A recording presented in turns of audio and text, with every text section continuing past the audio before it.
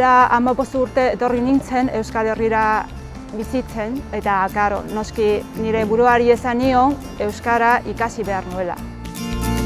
Umeek aitarekin beti euskaraz hitz egiten dute, baina beste aldetik Taiwanen erabiltzen diren hizkuntzak ikasteari ere oso garrantzitsua deritzot. Beraz, txinera eta pixka bat taiwanera irakatsi dizkien umei eta hitz egiten ditugu.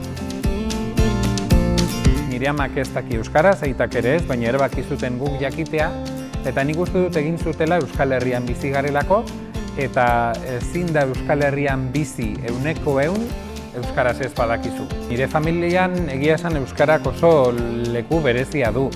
Nire amarekin ez dut egiten, nire nebarrebekin bai, eta nire gaur egungo familian, nire senar eta alabarekin euskaraz bizi naiz.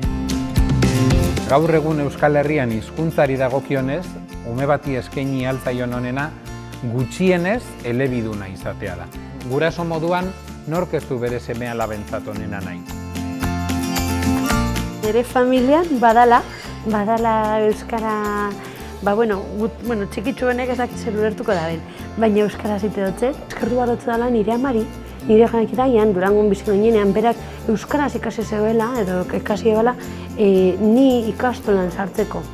Eta horri esker, nil naiz euskaldun zarra naz. Nire bizitzako jendeak euskaraz edo beste hizkuntza guztietan mintzatzea, gimnasia elastikoa dalako eta komunikatzeko baliabide bat dalako.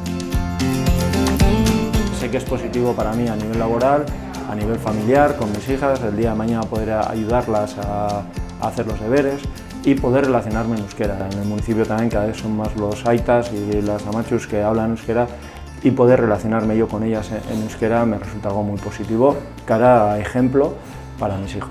Es algo que nos gusta a todos, lo que transmite el euskera o lo que para nosotros transmite el euskera. Zaitez Irlandara naiz, eta orain dela 150 urte hona etorri nintzen bizitzera. Gaur egun nire andre dena, euskalduna eta euskaltzale, eta gainera bere familia osoa euskaltzale izan zen. Beraz, ez da nahi errezu. Aldorantziz izango zen, zaila izango zen, ez euskara ikastea. Euskari esker, giltza hori esker, hainbat ate zabaldu ditu, eta bada beste zerbait ezautzeko Euskal Herrian.